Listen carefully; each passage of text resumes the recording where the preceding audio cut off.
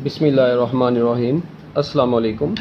अच्छा बच्चों, आज मैं आप लोगों के लिए चैप्टर नंबर 14 के पास्ट पेपर्स के MCQs लेकर आया हूँ। बहुत ही इम्पॉर्टेंट MCQs हैं ये। आप लोगों ने इनको बड़े अच्छे तरीके से गौर से समझना है, ठीक है। सेकेंड ईयर का चैप्टर नंबर 14 है। आप लोग बेशक अपनी अपनी टेक्स्ट बुक्स भी अपने साथ ओपन कर लें, ठीक है, और अपने पेजेस को भी ओपन कर लें। मतलब आप लोग MCQs के ट्रिक्स को अच्छे तरीके से समझेंगे, ठीक है बच्चों। तो स्टार्ट करते हैं हम लोग टाइम को ज़ाया किए बगैर अपने पहले MCQ की तरफ। कहता है ये MCQ लिया गया है force on a current carrying conductor in a uniform magnetic field के टॉपिक से। कहता है जी a current flowing towards the reader. बच्चों एक बात याद रखिएगा, टूवर्ड्स द रीडर मतलब देखें, अब आप लोग सपोज करें ये बुक ना, ये इस वक्त बुक जो है ना, ये एक करंट कैरिंग कंडक्टर है, मतलब करंट का सोर्स है सपोज करें। अब करंट इससे ऐसे रीडर की तरफ आ रहा है। रीडर ज़ाहिर बात है, इस वक्त आप लोग ऊपर को बैठे हैं, आप लोग तो रीडर की तरफ आ रहा है। इसका मतलब है कि ये आउट ऑफ द पेज आ रहा है। तो बच्चों आउट ऑफ पेज के लिए हम लोग इसको शो करते हैं, डॉट से शो कर देते हैं, ओके। इसके बाद कहते हैं the unit of electric field is newton per coulomb, unit of magnetic field is newton per ampere per metre, then the unit of E over B। अब बच्चों मेरी एक बात सुने, आप लोग बजाय ये कि इनके यूनिट पुट करें, मुझे एक छोटी सी बात बताएं। इलेक्ट्रिक और मैग्नेटिक फोर्स का आप लोगों ने पढ़ा हुआ है कि अगर इलेक्ट्रिक फोर्स मैग्नेटिक फोर्स के इक्वल हो जाएगी, if electric force is equal to magnetic force, electric force है QE, मैग्नेटिक फोर्स होती है QVB। मुझे बताओ Q से कट गया, E is equal to VB बच गया। ओ भाई E ओवर B वैसे ही किसके बराबर आ गया, V के बराबर आ गया। तो E ओवर B यानी इलेक्ट्रिक फील्ड स्ट्रेंथ के यूनिट और मैग्नेटिक फील्ड स्ट्रेंथ के यूनिट्स की जो रेशो होगी वो वैसे ही V के बराबर है। और V बच्चों वेलोसिटी है, और आपको पता है इसके यूनिट क्या होते हैं, मीटर पर सेकंड। तो मैं आंखें बंद करके आंसर लगा दूंगा मीटर पर सेकंड। मुझे क्या ज़रूरत है बाकी एवं खचे मारने की, ठीक है। तो मेरा आंसर ही मीटर पर सेकंड बन गया, बात खत्म। इसके बाद SI unit of magnetic flux. अब बच्चों मैग्नेटिक फ्लक्स आप लोगों को पता है कि मैग्नेटिक फ्लक्स का जो मैग्नेटिक फ्लक्स का SI यूनिट वेबर है, ठीक है ना। SI यूनिट इसका क्या होता है बच्चों, वेबर होता है। अब जो वेबर होता है वो किसके बराबर होता है, हाँ जी, जो वेबर होता है बच्चों वो किसके बराबर होता है, आप लोगों ने पढ़ा हुआ। देखें आप लोग फार्मूला क्या पढ़ते हैं मुझे बताएं, magnetic flux is equal to BA, यही पढ़ते हैं आप लोग, BA। अच्छा ये B का यूनिट क्या होता है, टेस्ला। ये क्या है, मीटर स्क्वायर। इसका मतलब है कि टेस्ला मीटर स्क्वायर, ठीक है, टेस्ला मीटर स्क्वायर, ये मिलके एक्चुअली क्या बना रहा है, वेबर। तो इसका मतलब मैं कह सकता हूँ weber is equal to tesla meter square आया। और भाई मैं ऐसे भी तो कह सकता हूँ टेस्ला किसके बराबर होता है बच्चों, टेस्ला बराबर होता है न्यूटन पर मीटर पर एम्पेयर के, ठीक है। और ये मीटर स्क्वायर अपनी जगह पर रहने, तो जब ये मीटर स्क्वायर इससे मल्टीप्लाई होगा तो बच्चों ये क्या बन जाएगा, ये बन जाएगा newton meter per ampere. It means जो आपका वेबर है वो किसके बराबर है, वो न्यूटन मीटर पर एम्पेयर के बराबर है। तो बच्चों ये मैग्नेटिक फ्लक्स के अगर SI यूनिट की बात करें तो SI यूनिट इसका वेबर है, which is equal to newton meter per ampere, ठीक है बच्चों। तो ये कि जो कि न्यूटन मीटर पर एम्पेयर के बराबर होता है। क्या ये छोटी सी बात आप लोगों को याद हो जाएगी, मेरा ख्याल है इसमें कोई मुश्किल चीज़ नहीं थी, ठीक है, ओके। इसके बाद नेक्स्ट चलते हैं हम लोग। अब ये देख लें, अब इसका MCQ का इसका मतलब आंसर हो गया न्यूटन मीटर पर एम्पेयर। उसके बाद the unit of magnetic flux दोबारा आ गया। तो बच्चों आपको पता है यूनिट ऑफ मैग्नेटिक फ्लक्स क्या होता है, वेबर होता है। Two parallel wires carrying current in opposite direction. अब इसमें आंसर मैंने आपको आगे भी बताया कि पास पेपर्स में MCQs के आंसर्स गलत लगे हो सकते हैं, आप लोगों ने उनके ऊपर यकीन नहीं करना, आपके अपने कॉन्सेप्ट्स क्लियर होने चाहिए। अब देखें two parallel wires carrying current in opposite direction. बच्चों याद रखना, मैंने इसका आपको क्लासेस के अंदर भी शॉर्टकट बताया हुआ है। अब भी सुन लें कि जब भी दो पैरेलल वायर्स की बात हो रही है, पैरेलल वायर्स, ठीक है, अगर तो सेम डायरेक्शन में करंट को कैरी कर रही है, करंट को कैरी कर रही है सेम डायरेक्शन में, तो बच्चों याद रखना जिस तरह सिमिलर चार्जेस रिपेल करते हैं ना, मगर सिमिलर वायर्स एक दूसरे को अट्रैक्ट करती हैं, तो इनमें अट्रैक्शन होती है। ये आपकी टेक्स्ट बुक में भी है, ये मैं एक शॉर्टकट बता रहा हूँ मतलब याद रखने का। और अगर दो वायर्स कैरी कर रही हूँ करंट को ऑपोजिट डायरेक्शन में, एक करंट ऊपर को जा रहा है एक नीचे को, तो ऑपोजिट डायरेक्शन की वजह से बच्चों इनके दरमियान में रिपल्शन होती है। तो अब ये दो MCQs आपके फर्दर तैयार हो गए हैं। To wires carrying current in same direction, तो सेम डायरेक्शन वाली बच्चों अट्रैक्शन होगी, और ऑपोजिट डायरेक्शन में बच्चों क्या होगी, रिपल्शन होगी। ऑपोजिट डायरेक्शन में। इसकी रीज़न वगैरह ठीक है अभी तो नहीं हम लोग पढ़ेंगे क्योंकि हम तो एमसीक्यूज पढ़ रहे हैं बस। तो बच्चों 2 wires carrying current in opposite direction, जिस तरह आप लोग इसको याद रखें, ऑपोजिट चार्जेस क्या करते हैं मुझे बताएं। ऑपोजिट चार्जेस अट्रैक्ट करते हैं ना, मगर ऑपोजिट डायरेक्शन में करंट कैरिंग वायर्स एक दूसरे को करती हैं, रिपेल करती हैं। तो इसका आंसर है रिपेल ईच अदर। ओके बच्चों, इसके बाद अ डॉट, डॉट आपको पता है किसको रिप्रेजेंट करता है? डॉट रिप्रेजेंट करता है magnetic field out of page को। The SI unit of magnetic induction. अच्छा, अभी अक्सर लोगों को दौरा पड़ता है यहाँ पे कि ये मैग्नेटिक इंडक्शन क्या चीज़ है। और भाई मेरी बात सुने, आप लोग ये बी पढ़ते हैं, इस बी के आपको पता है कितने नाम है? इस बी को मैग्नेटिक फील्ड इंटेंसिटी भी बोलते हैं। इस बी को बच्चों क्या बोलते हैं? मैग्नेटिक फील्ड इंटेंसिटी भी बोलते हैं। इस बी को मैग्नेटिक इंडक्शन भी बोलते हैं, ठीक है, मैग्नेटिक इंडक्शन भी बोलते हैं। और इसी बी को बच्चों याद रखना है आप लोगों ने, मैग्नेटिक फ्लक्स डेंसिटी भी बोलते हैं। ये 3 नाम है इसके।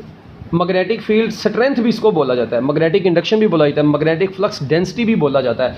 तो ये आप लोगों ने याद रखना है। और इसके यूनिट क्या है? टेस्ला है, जो कि न्यूटन मीटर पर एम्पेयर के बराबर है। ये मैं ऊपर भी बता गया था, Newton per ampere per metre. Weber होता है न्यूटन मीटर पर एम्पेयर के, जबकि tesla newton per ampere per meter होता है। ठीक हो गया, चलो जी। तो अब इसका आंसर क्या बन जाएगा फिर? Tesla. A charge particle enters into a strong magnetic field, it's kinetic energy. याद रखिएगा बच्चों, kinetic energy depends upon speed. It depends upon speed. मुझे बताएं, जब पार्टिकल आता है मैग्नेटिक फील्ड में, आपको पता है उसका जस्ट पाथ डिफ्लेक्ट होता है। उसका पाथ डिफ्लेक्ट होने की वजह से उसकी स्पीड के ऊपर कोई फ़र्क नहीं पड़ता, उसकी वेलोसिटी के ऊपर फ़र्क पड़ता है, मगर वेलोसिटी की जो मैग्नीट्यूड होती है, स्पीड, वो कांस्टेंट रहती है। इसका मतलब जब वो कांस्टेंट रहेगी तो बच्चों काइनेटिक एनर्जी भी क्या रहेगी? कांस्टेंट रहेगी। उसके बाद है कि करेक्ट रिलेशन कौन सा है? तो बच्चों 1 गॉस, मैं आपको बताता चलूँ, जो गॉस है ना वो स्मॉलर यूनिट है। 1 गॉस जो होता है वो 10⁻⁻⁴ टेस्ला होता है। और 1 टेस्ला जो होता है ना बच्चों, 1 टेस्ला वो 10⁻⁴ गॉस होता है। अब हो सकता है इसमें भी इसने मिस्टेक की हो।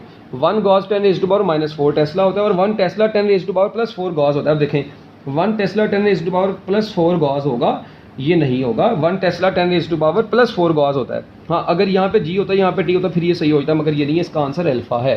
ठीक है, इसके बाद the magnetic force is simply, या अभी मैंने बताया, magnetic force is just a deflecting force. It cannot change the speed or kinetic energy of the particle. Okay, magnetic lines of force are, आपको पता है बच्चों magnetic lines of force जो होती हैं ये imaginary हैं। इसके बाद a current carrying conductor experiences maximum magnetic force। बताएं जी, magnetic force on a current carrying conductor का फार्मूला होता है F = I/L/B sin थीटा। बच्चों मुझे बताएं ये फोर्स मैक्सिमम कब होगी? ये फोर्स मैक्सिमम उस वक्त होगी बच्चों जब ये थीटा मैक्सिमम होगा। ये थीटा मैक्सिमम कब होगा? जब कॉइल मैग्नेटिक फील्ड के परपेंडिकुलर पड़ी होगी या कंडक्टर मैग्नेटिक फील्ड में परपेंडिकुलर पड़ा होगा। ठीक है बच्चों, तो इसका आंसर है when conductor is perpendicular to magnetic field. ठीक है, तो ये भी आप लोगों का अब खत्म हो गया। इसके बाद बच्चों नेक्स्ट क्या है आप लोगों का? एमसीक्यू। कहते हैं मैग्नेटिक फ्लक्स और फ्लक्स डेंसिटी से रिलेटेड एमसीक्यू आ गया अब आपके पास। कहता क्या है बच्चों? कहता है जी magnetic flux density. Magnetic flux density अभी मैंने बताया था आपको, यहाँ पर ये देखें, मैग्नेटिक फ्लक्स डेंसिटी, ये भी टेस्ला है एक्चुअली। तो अभी देखें, ऊपर देखें ज़रा, आप लोग देखें, यहाँ पे मैं आपको बता गया था कि weber is equal to tesla meter square. तो बच्चों मुझे बताओ यहाँ से टेस्ला किसके बराबर आएगा? वेबर ओवर मीटर स्क्वायर नहीं आ जाएगा? इसका मतलब जिस बच्चे को ये कन्वर्जन आ गई उससे जिस तरह के मर्जी ये एमसीक्यूज आ जाए वो कर लेगा। तो tesla is equal to weber over meter square. तो ये देखें, तो बच्चों टेस्ला किसके बराबर आ जाएगा? वेबर ओवर मीटर स्क्वायर के बराबर आ जाएगा। उसके बाद एसआई यूनिट ऑफ परमिटिविटी आपको पता है 4π×10⁻⁷ वेबर पर एम्पेयर पर मीटर होगी। ये तो बचपन वाली वैल्यू हर बच्चे छीदे मीदे को आती है। उसके बाद SI unit of magnetic induction Tesla, Tesla किसके बराबर है? Newton per ampere per metre. देख लो दोबारा आ गया। अब परमिएबिलिटी, अभी देखिए ऊपर परमिएबिलिटी की वैल्यू पड़ी थी वेबर पर एम्पेयर पर मीटर, तो यही इसका यूनिट आ गया वेबर पर एम्पेयर पर मीटर भी। ठीक है, तो ये भी बड़ा सिंपल सा था। इसके बाद magnetic induction can be measured in the units of weber per square metre में भी, गॉस में भी, टेस्ला में भी, ऑल ऑफ दीज इसका आंसर है। Gauss is smaller unit of magnetic field intensity. ठीक है, magnetic induction, magnetic flux density. The unit of permeability of free space again आ गया है वेबर पर एम्पेयर पर मीटर। ठीक है, उसके बाद 1 टेस्ला दोबारा आया Newton per ampere per metre. But आप लोग देख लें कि मतलब ये एमसीक्यूज बार बार रिपीट हो रहे हैं, it means these MCQs are very important. Okay बच्चों, इसके बाद हम लोग चलते हैं नेक्स्ट एमसीक्यू की तरफ। देखें बच्चों, नेक्स्ट आपके पास क्या है?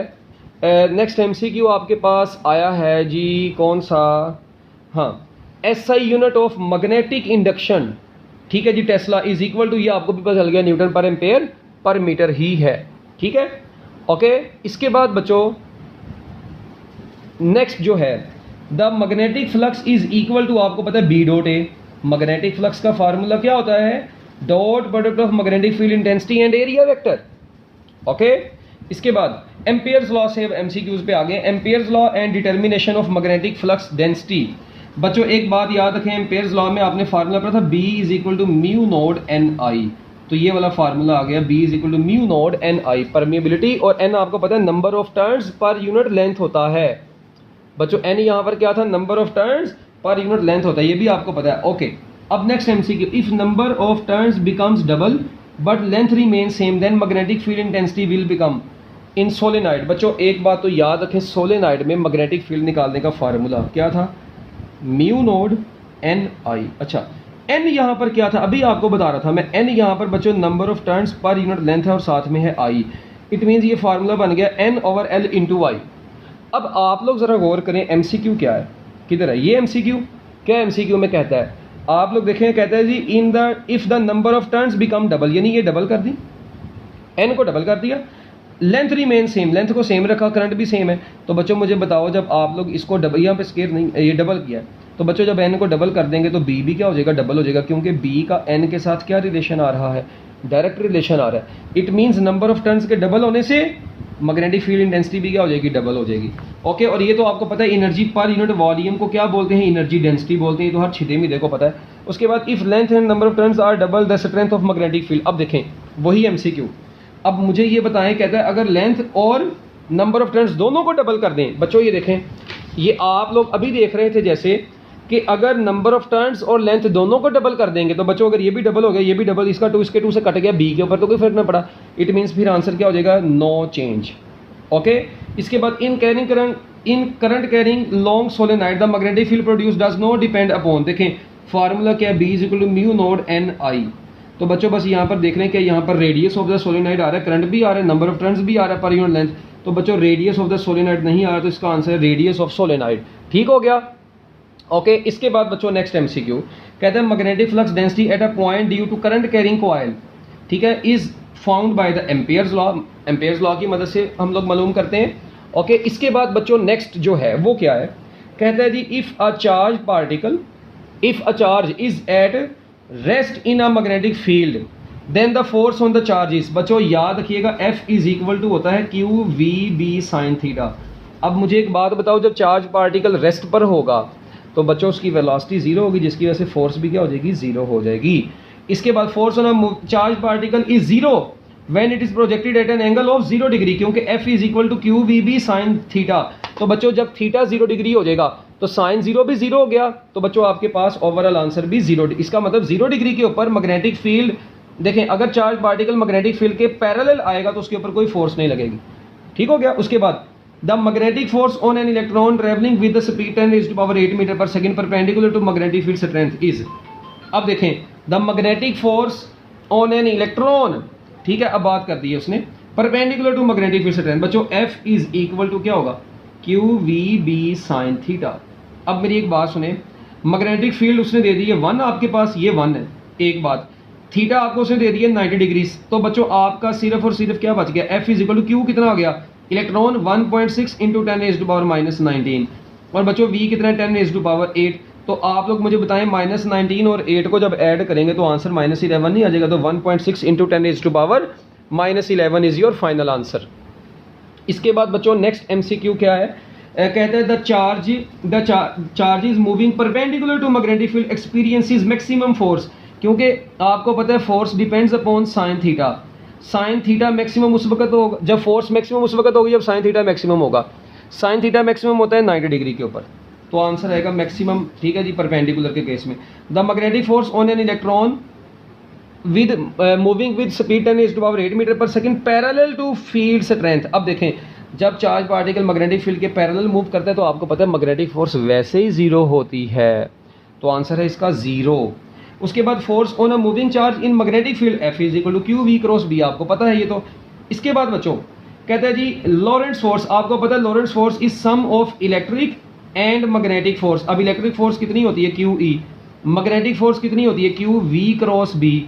तो बच्चों जब आप लोग क्यू को कॉमन ले लेंगे तो E plus V cross B नहीं बचेगा, तो ये आपका आंसर आ जाएगा, E plus V cross B इसका आंसर आ गया। ठीक हो गया।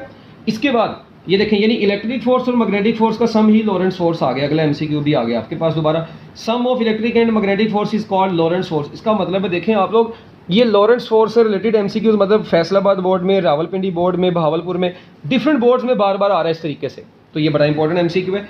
उसके बाद determination of e over m of electron. बच्चों e over m of electron is smallest for. देखें एक बात याद रखनी है बच्चों आप लोगों ने, जिसका देखें इलेक्ट्रॉन का और प्रोटॉन का आपको पता है चार्ज तो सेम होता है, रोला है मैस का, तो बच्चों ई ओवर एम उसका ज़्यादा होगा ना, उसका स्मॉल होगा, ई ओवर एम उसका स्मॉल होगा जिसका मैस ज़्यादा होगा। मुझे बताएं अब मैस किसका ज़्यादा, प्रोटॉन का या इलेक्ट्रॉन का? तो ऑब्वियस सी बात है प्रोटॉन का मैस इलेक्ट्रॉन के मैस से ज़्यादा होता है। इट मीन्स सबसे कम इन दोनों में से, इलेक्ट्रॉन और प्रोटॉन में सबसे प्रोटॉन की जो ई ओवर एम है वो सबसे कम होगी, क्योंकि प्रोटॉन का मैस ज़्यादा है, तो इसका आंसर है प्रोटॉन।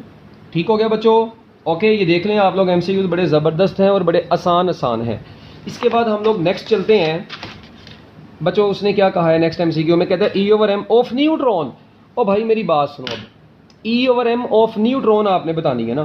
तो बच्चों एक छोटी सी तो बात आप लोग ज़रा कान खोल के सुन लें कि न्यूट्रॉन के ऊपर तो चार्ज ही नहीं होता, न्यूट्रॉन का तो चार्ज ही ज़ीरो है।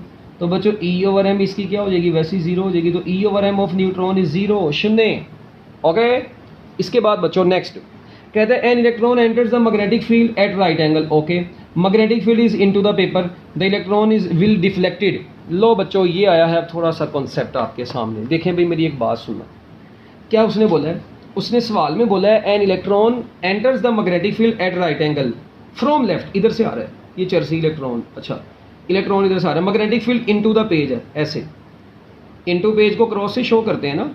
अब देखें, अब आप लोगों को मैंने राइट हैंड रूल ये सिखाया भी हुआ है क्लासेस के अंदर कि जब इलेक्ट्रॉन मैग्नेटिक फील्ड में परपेंडिकुलरली एंटर हो रहा है और लेफ्ट से एंटर हो रहा है, अब देखें आप लोग इसके ऊपर कैसे अप्लाई करेंगे, वेलोसिटी इसकी इधर को है ऐसे, ये देखें वेलोसिटी इसकी इधर को आ रही है, magnetic field into the page है, वेलोसिटी इधर, ये देखें ज़रा वेलोसिटी इधर, magnetic field into the page, और फोर्स लग रही है ऊपर को, वो प्रोटॉन के लिए ऊपर को फोर्स होगी। अगर चार्ज पार्टिकल प्रोटॉन होगा तो फोर्स ऊपर को होगी ना भाई, ये तो इलेक्ट्रॉन आ रहे तो इलेक्ट्रॉन के लिए फोर्स किधर को लगेगी, डाउनवर्ड डायरेक्शन में लग जाएगी। देखें stretch your fingers of right hand, ये देखें ऐसे stretch your fingers of right hand towards velocity, this is velocity.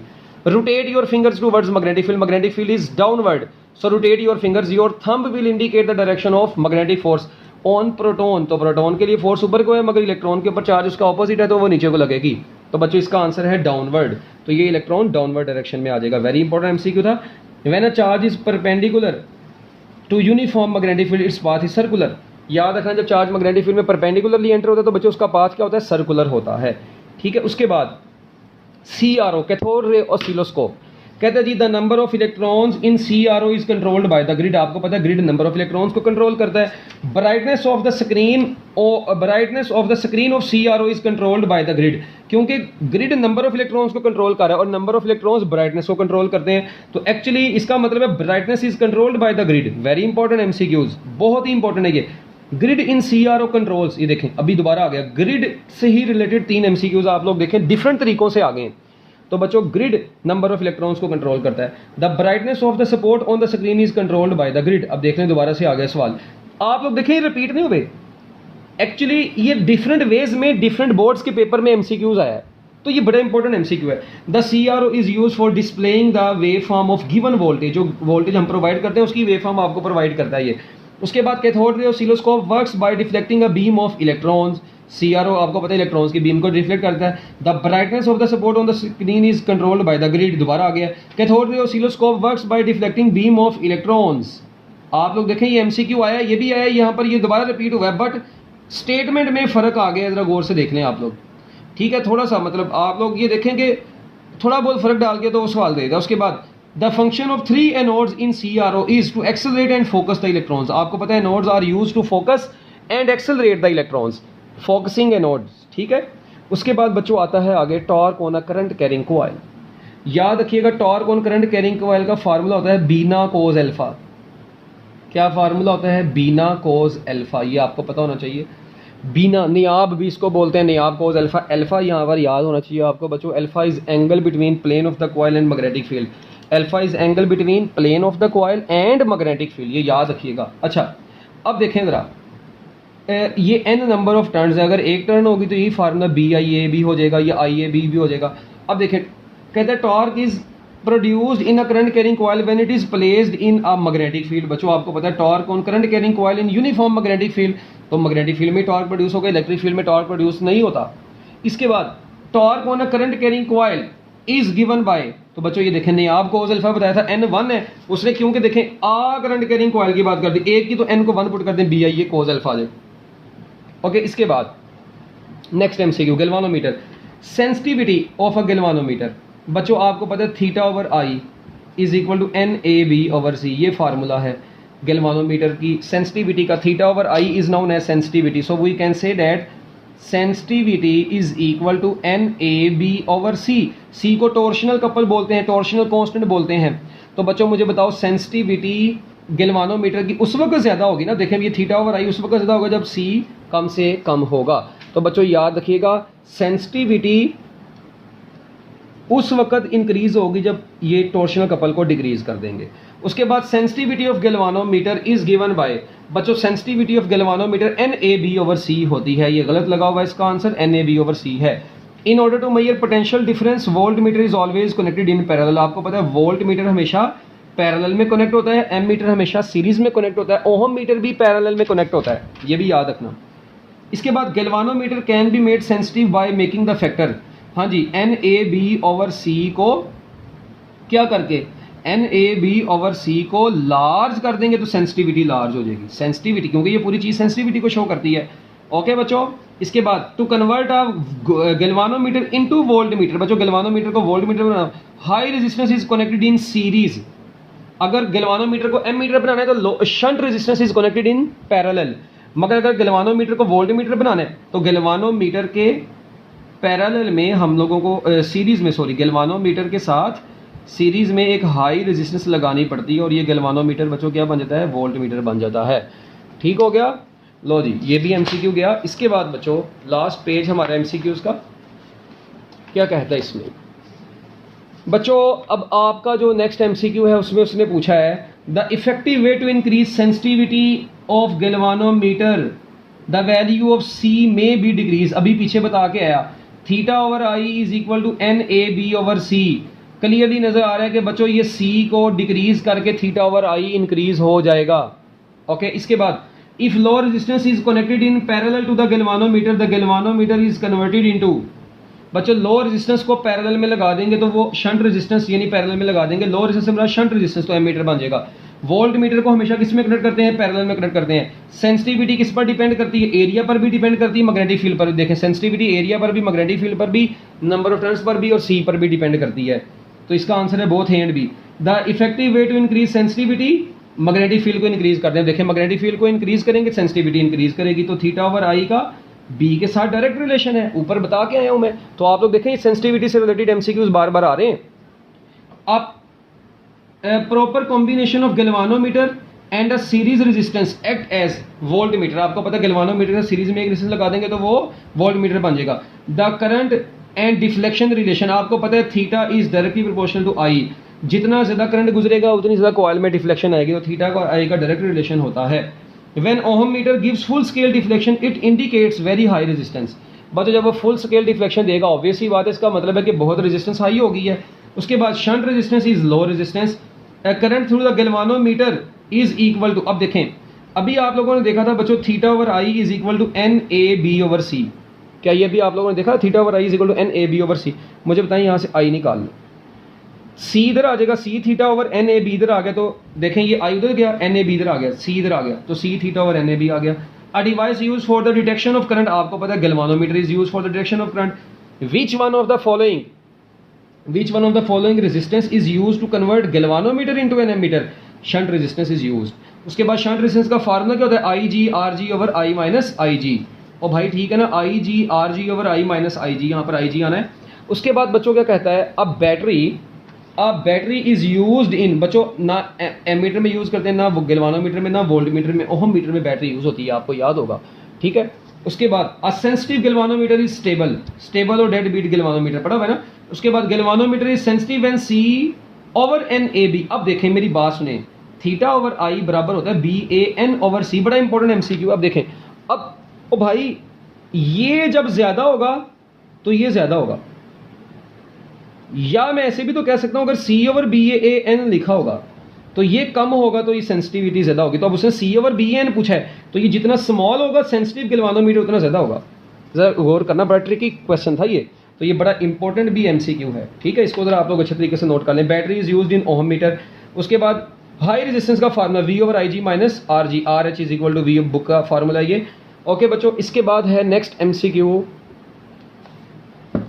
MCQ और लास्ट दो, ठीक है। क्या कहता है, कहता है जी एवोमीटर और multiplier. An avometer can also be called as digital multimeter, आपको पता है इसको डिजिटल मल्टीमीटर भी बोलते हैं।